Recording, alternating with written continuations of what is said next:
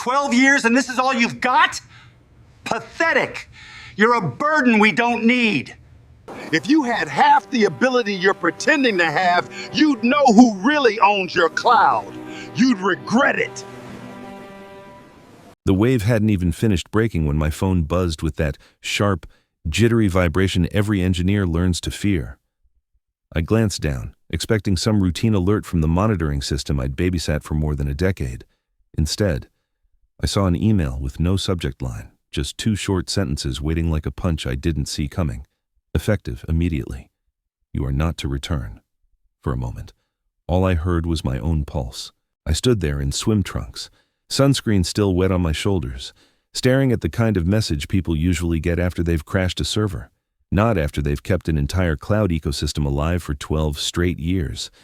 The sender, Lucas Hale, our brand new COO, 32. Perfect hair, perfect teeth, 0 days of actual infrastructure experience, the kind of guy who thinks saying AI-driven cloud twice makes him a visionary. The same guy who once told the board we could cut costs by replacing legacy personnel with something more scalable while looking directly at me. I let the phone hang loosely in my hand. Fired. While on vacation. Mid-afternoon. No explanation, no transition plan. Not even a cheap HR template. Just a digital shove out the door from a man who couldn't tell a routing table from a restaurant table. I'm Kieran Moore, head of cloud reliability. The person who built the company's $315 million cloud architecture from an empty folder and a dying credit card. The guy who caught load failures before they happened, who patched outages that could have tanked investor calls, who slept under his desk more times than I slept in my own bed. If the system breathed, it breathed because I kept the lungs clean. But to Lucas, I was overhead. A line item to trim so he could brag about savings he didn't understand. I walked back to my chair, sat down, and opened my laptop with hands that were too steady for the storm I felt inside. The login screen came up. So did the realization I had forgotten no detail, no contract, no loose end during all those late nights. Every license, every routing authorization, every DNS record, every root key. All of it was still registered under my name. And suddenly, the silence didn't feel like defeat. It felt like potential. Take a quick moment and rest your eyes on something across the room. Give them a break from the screen for just a few seconds. It's amazing how much clearer everything feels when you let your vision reset. Tell me, what emotion hit you hardest in that moment on the beach? And where are you tuning in from today if this story is pulling you in already? Tap subscribe so you won't miss the fallout that's about to unfold. Now let's pick up the moment I realized what those licenses under my name really meant. The moment I closed the lid of my laptop, a familiar heaviness settled in my chest, not panic, not even shock anymore, but that slow, aching pressure you get when memories return all at once.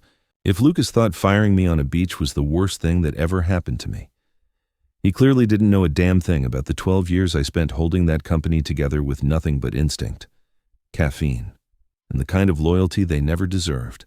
I remembered missing my sister's wedding because a database migration froze at the exact hour she walked down the aisle. I remembered watching my uncle's funeral through a grainy live stream on my office monitor because Gordon insisted we couldn't afford downtime during peak traffic. And I remembered the countless nights I slept on the 6th floor couch, that lumpy gray one that smelled like old carpet because production issues always waited until the world went quiet. Every story in that building had my fingerprints on it, even the ones Lucas now walked past without knowing how they existed in the first place. Back when we were still a desperate startup struggling to stay afloat. We didn't have investor money or corporate credit cards. What we had was a half-broken coffee maker and my personal credit card limit. I was the one who spun up the first cluster because the company card kept getting declined. I was the one who carried the billing while they promised, "We'll transfer ownership once we're stable." Stability came. Money came. Investors came, but the infrastructure stayed under my name because transferring it was too expensive, not urgent, and something we'll circle back to next quarter, quarter after quarter, year after year. They postponed it. And somehow, they expected the scaffolding I built to magically become theirs simply because they felt entitled to it.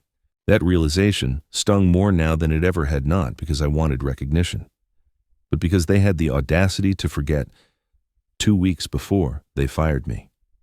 Lucas started hovering around finance, poking at cost reports like a kid trying to guess which wires to cut on a bomb he didn't understand. He called me legacy debt during a meeting I wasn't supposed to overhear. Legacy debt as if 12 years of uptime was a burden, as if I were some outdated part that needed recycling. The board laughed politely, pretending he was innovative.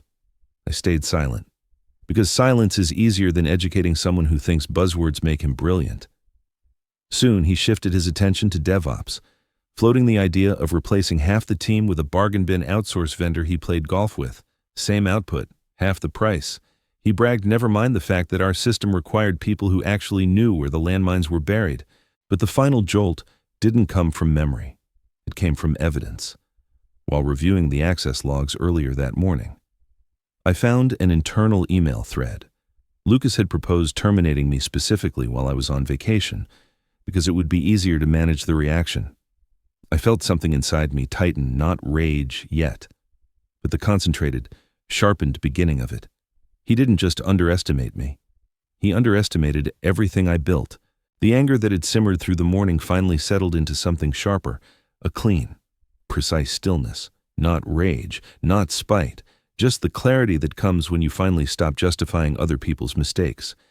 If Lucas believed firing me meant cutting me out of the system, he had forgotten one inconvenient detail. I built the system with my own hands, my own accounts, and my own credentials. And those credentials didn't disappear because someone in a Patagonia vest clicked terminate employee. So I reopened my laptop, flexed my fingers once, and typed the root login I'd been using since the company was still running code out of a rented storage unit. AWS accepted it instantly. GCP followed a second later. No alarms, no multi-step approvals, no messy alerts. The keys were mine. They had always been mine. I wasn't there to break anything, despite what Lucas would later swear up and down to anyone who would listen. I wasn't there to sabotage, corrupt, or damage the infrastructure. That would have made me reckless. And if there was one thing 12 years in reliability engineering had taught me, it was discipline. I simply began reclaiming what legally belonged to me, one logical step at a time. First, I disabled automatic license renewals. Straightforward. 2 clicks, the moment they expired. The system would lose its entitlement to run half the services Lucas bragged about optimizing. Next, I opened the billing panel and set payment status to suspended due to account update. A polite phrase. Really. It meant the cloud provider would pause charges while awaiting updated billing credentials only I could provide. Without them, payment would fail on the next cycle. Then came the API keys. I didn't delete anything. I just revoked the live ones created under my account, the ones powering authentication, telemetry, and everything Lucas confidently called self-scaling. Those keys weren't corporate property. They were issued to me from my personal entity. During the years the company refused to pay transfer fees, I was merely turning off a light switch I had turned on. The effects weren't immediate, but infrastructure never collapses all at once. It falters, it stutters, it begins whispering its distress long before anyone hears it scream. I watched the first anomalies ripple across the dashboard, latency creeping upward, heartbeat checks failing intermittently, a few nodes hesitating before responding. Harmless for now, but inevitable in where they were heading. The company, blissfully unaware, continued humming along like nothing was happening.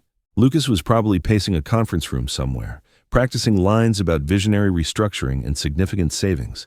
He had no idea the savings had already started costing him. That was when another notification appeared, not from AWS, not from GCP, but from corporate email. The subject line was crisp and urgent. You are required to hand over all infrastructure assets today. I couldn't help it.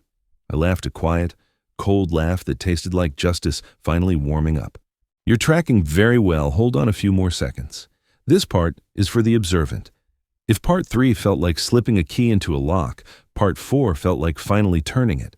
By the time the sun dipped behind the hotel balcony, I knew exactly how the next hour would play out. Lucas had scheduled an all-hands meeting, his grand reveal of the so-called cloud optimizations he'd been bragging about since the day he learned the word latency. I could almost picture him adjusting his vest, practicing phrases like unprecedented efficiency and cost-neutral scalability, convinced he was about to impress people who actually knew what they were doing. So I refreshed my console, took one long breath, and began. The first target was the monitoring dashboards. Every engineer knows those are the eyes of the system, the one thing that keeps chaos from sneaking in quietly. I didn't wipe the underlying data or sabotage anything irreversible. I simply deleted the dashboards Lucas loved pointing at when he wanted to feel technical. 1 click, 2 clicks, gone. Blanked out like a whiteboard after a bad pitch meeting. Next came the gateway throttle. Incoming traffic was still hitting at a healthy clip, but I adjusted the limit down to a perfect, solid 0. Not one request allowed through until further notice. It felt almost artistic, like lowering a curtain mid-performance while the lead actor keeps reciting lines, unaware the audience can't hear a word. Then I tackled the web server to database link. Again, nothing destructive. I just removed the security rule that let the two talk to each other. Imagine disconnecting a phone line while both sides are still arguing. They keep shouting, but no one hears a thing. The effect was immediate, subtle at first, then beautifully chaotic. My old team in DevOps would be watching latency spike, widgets vanish, alerts misfire. They'd be sprinting through the office, trying to understand why reality suddenly made no sense. And in the center of that confusion, standing on stage with a smile too bright to trust, would be Lucas Hale. I didn't need a camera feed to imagine his face fading from confident to confused to terrified. The investors must have started calling within minutes. They always do when uptime slips even a fraction. 3 missed calls from the same number usually means panic. 7 means disaster. I could only guess how many were lighting up Lucas's phone. The funny thing, all of this still fell under the category of reclaiming my assets. No malice, no sabotage, just unplugging what belonged to me. The sky didn't fall. I simply stopped holding it up. Then, right on cue, my phone buzzed. Lucas, I answered nothing. Just let the line open. His voice cracked, barely a whisper fighting through panic. Kieran, what did you do to the system? I leaned back, letting the silence stretch. I wasn't ready to give him an answer, not yet. The silence after Lucas's trembling question didn't last long. Predictably, when he didn't get the answer he wanted, he did what insecure executives always do. He panicked upward. Within minutes, my inbox lit up with a forwarded message from an internal chain. Lucas had officially accused me of malicious system intrusion and unauthorized disruption of critical cloud infrastructure. In simpler terms, he was calling me a hacker. The irony would have been funny if it weren't so predictable. A second email arrived seconds later, this one from the company's legal department, short, stiff, and written like someone Googled how to sound intimidating. It warned me that the company was prepared to pursue action under the Computer Fraud and Abuse Act, listing sections and subsections as if the acronyms alone could scare me. I read it twice, then leaned back and almost smiled. Fear was their default move. Logic had never been their strong suit, so I replied with something far more powerful than threats evidence.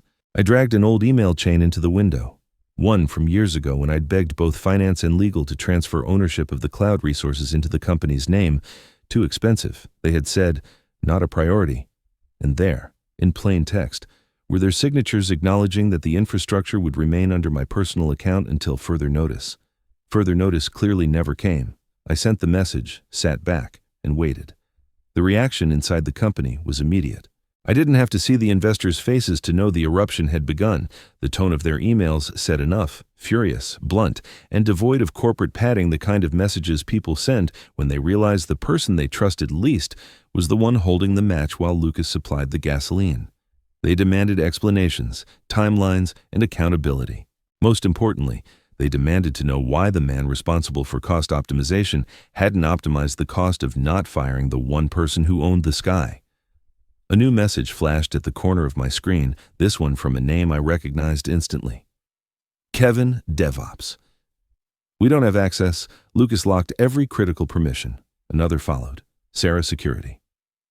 We're blind. Monitoring is dead. We can't even run diagnostics. Even through text, I could hear the fear behind their words. They weren't supporting Lucas, they were trapped by him, and deep down, they knew I was the only one who understood how many dominoes he had pushed over before I could type a reply. Everything around me shifted. The logs froze, the dashboard stalled, the heartbeat monitor flatlined. For the first time since this company existed, the sky actually went dark. And then the financial tracker began ticking upward, losses racking up second by second, climbing like a digital bomb strapped beneath the company's reputation. Lucas had wanted a reaction. Now he had one. If you're someone who looks deeper than most, don't leave. This next part is for you. When the system collapsed into full blackout, the first person to break formation wasn't Lucas. It wasn't legal either. It was the CFO, who called me twice, then 3 more times. Before finally sending a message so frantic it almost felt human, he begged me, actually begged to turn the infrastructure back on just long enough for them to retrieve the read-only data. "We're losing clients by the minute," he wrote. "Just restore visibility." Nothing more. For a moment, I stared at his message, weighing nothing but the facts. I wasn't an employee, I wasn't contracted, and most importantly, stepping in now would make me responsible for every cascading failure triggered by their own negligence. I typed my answer with a calmness I didn't even need to force. "I cannot legally assist you. I am no longer authorized to operate Cloud Corp systems." Cold, precise, and absolutely true. Their response came faster than I expected. Within 20 minutes, the board convened an emergency meeting, the kind they never scheduled unless investors were circling like sharks. A formal email followed, polished but trembling beneath the surface. They wanted to speak directly and immediately.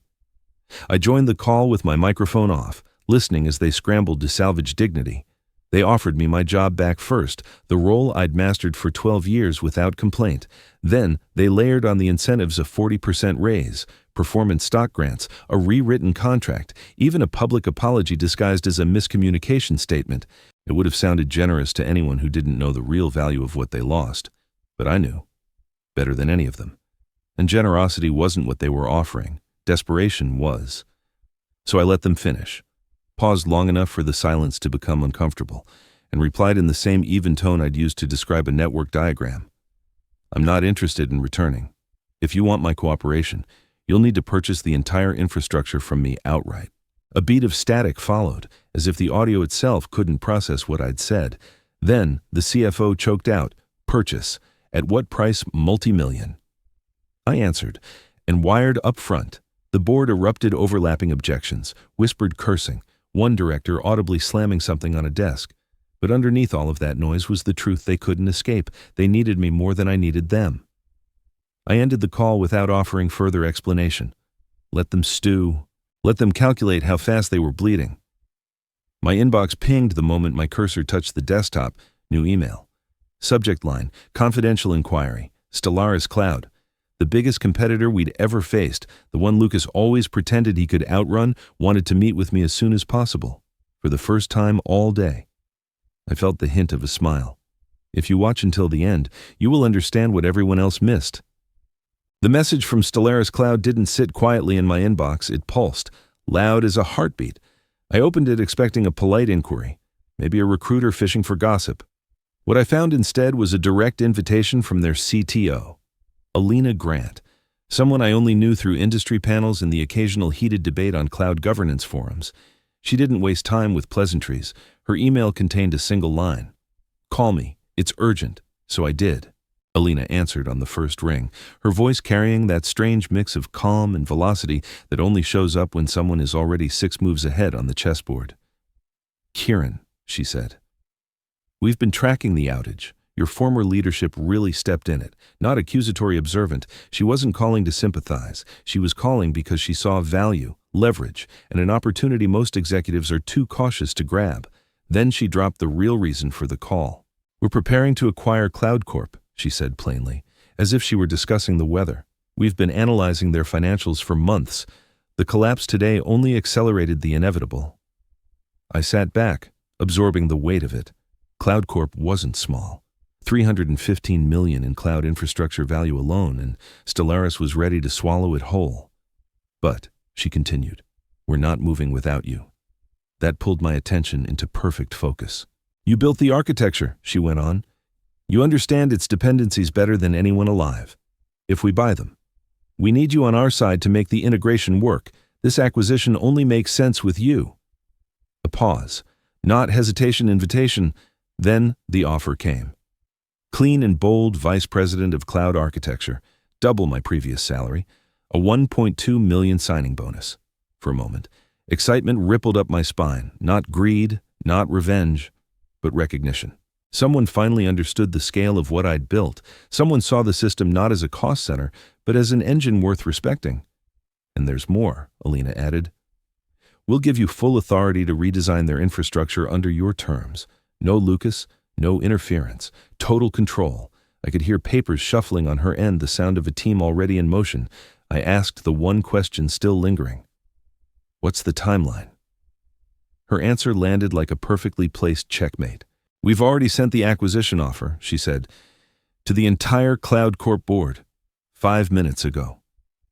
I exhaled slowly. Not shock satisfaction, the kind that settles deep when the board finally flips in your favor. Choosing sides suddenly wasn't a dilemma. It was the easiest decision I'd made in 12 years, and Stellaris had just made their opening move, the moment Stellaris made their offer. I knew the boardroom at Cloud Corp would turn into a battlefield, and right on cue. The first arrow fired came from exactly the kind of man who never accepts responsibility, Lucas Hale. If his earlier panic had cracked his confidence, the acquisition threat shattered what remained. He launched himself into every communication channel like a drowning man grabbing whatever floated by. First, he blamed DevOps. I watched the internal thread as he accused them of gross incompetence, claiming they must have misconfigured the recovery paths and tampered with the orchestrators. The same engineers he'd been bragging about replacing now magically became the scapegoats. The desperation seeped through every sentence when that narrative didn't stick. He pivoted. Suddenly, the email he sent, firing me the same email with no subject line and 2 sentences colder than a shutdown command, had never existed.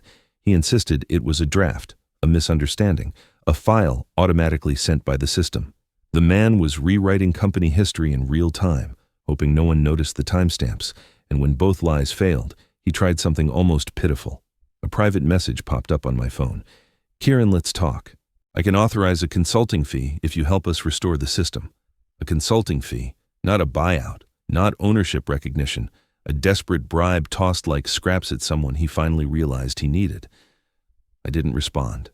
Instead, I forwarded everything: the firing email, the transfer refusal records, the timestamps, the system logs straight to the board. No commentary, no anger, just the truth, arranged like a neatly stacked set of knives.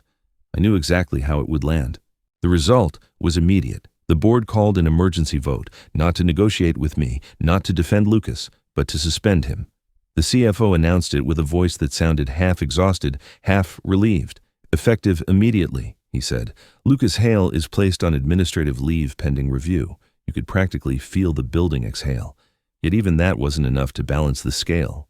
Lucas had spent 2 weeks dismantling my team, undermining my work, and playing king in a castle built on my licensing. His suspension was justice. It just wasn't closure. So I opened the console one more time, not the infrastructure portal, but the internal web services dashboard, the one controlling the employee login splash page, and in the space where Cloud Corp usually displayed corporate values and quarterly reminders. I uploaded a simple message: Error 4004, competence not found. Please contact Lucas Hale. It wasn't revenge, it was documentation, and judging from the explosion of messages that followed, it hit its target with surgical precision.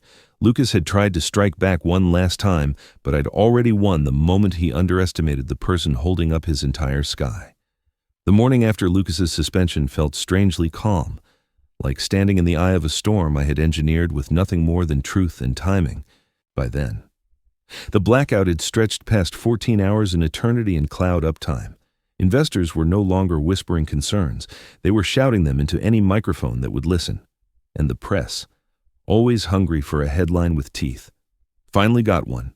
Every tech outlet ran some version of the same story: Stellaris Cloud Eyes fire sale acquisition after catastrophic infrastructure failure. It wasn't subtle, it wasn't gentle, it was accurate. Reporters dissected the outage, piecing together details from anonymous employees, leaked emails, and the inevitable rumors that swarm when leadership collapses in real time. My name appeared often not as a villain, but as the architect whose warnings had been ignored. The words avoidable, negligence, and leadership malpractice appeared more times than Lucas's ego could have survived. Naturally, Gordon, our illustrious CEO, tried to fight back. He gave an interview with a business channel that should have helped him, but instead turned into a public self-destruction. The host asked basic questions. Why wasn't the infrastructure transferred years ago? Why were critical root keys tied to a single engineer? Why was I fired mid-vacation without a transition plan? Every answer he gave only dug the grave deeper. He blamed legacy configurations. He blamed vendor inconsistencies. At one point, he implied I had taken advantage of outdated policies, which made him look both incompetent and unaware of the company's own documentation. Social media roasted him before the interview was even over. The system remained fully offline, not flickering, not limping, but clinically dead. 14 hours of nothing. I didn't touch a single switch. I didn't have to. Their own decisions had carried the consequence to its natural conclusion. By late afternoon, the board finally gave up the illusion of survival. A formal message hit my inbox. The board of directors has accepted Stellaris Cloud's acquisition offer, pending final terms. Further communication regarding transition will follow. I reread it once, letting the weight settle. Not triumph, not yet. What I felt was something quieter, deeper, the sense of justice landing exactly where it belonged. Minutes later, my phone vibrated again. This time, it wasn't panic from Cloud Corp, it was precision from Stellaris. Kieran Moore. We are appointing you as Director of Infrastructure Integration for the acquisition. You will oversee the complete takeover and reconstruction of the former Cloud Corp systems for the first time in weeks. I let myself lean back and exhale. The company that fired me had just handed me the keys to its ashes, and the sky they once controlled was about to rise again under my command. The day of the merger announcement felt nothing like revenge. It felt like alignment, the world snapping back into the shape it should have held all along. When I stepped onto the stage beside the Stellaris leadership team, the lights were bright, the cameras relentless, and the room packed with people waiting for answers. My eyes scanned the crowd just in time to see security escorting Lucas toward the exit. His badge was already deactivated. His expression stunned. Hollow said more than any headline could capture. When the applause settled, I took the microphone. I didn't talk about outages or numbers or the spectacle the company had become. I talked about engineers, about the invisible hands behind every login screen and heartbeat monitor, about the people who build systems strong enough to hold a company's weight until someone arrogant enough starts kicking at the foundation. The room quieted, not out of politeness, but because the truth finally had a place to land after the press conference. I went straight to the operations suite. Rebuilding the infrastructure under Stellaris took minutes, not hours. I knew every dependency, every shortcut, every trapdoor. When the dashboards lit green across all regions, the DevOps team erupted, not just because the system was healthy again, but because Stellaris rehired them all on the spot. The relief on their faces felt better than any victory over Lucas. As for the old leadership, their endings were predictable. Gordon was removed immediately. Lucas was terminated, investigated, and escorted off the property twice, once from Cloud Corp, and now from the merger site, later that night. In my new office overlooking the river, I logged into the freshly rebuilt environment. Everything hummed perfectly. And yes, I placed a new kill switch deep in the architecture, this time, hidden where only I would ever know. I learned something simple but powerful. When people underestimate you long enough, they eventually teach you exactly how strong you are. I'm curious, how did this story make you feel? And if you've lived through something similar, would you be willing to share it with us? I'd love to hear where you're listening from today. If my journey resonated with you, drop a comment, hit like, share this with someone who needs it, and consider subscribing. Your voice is what keeps this community growing.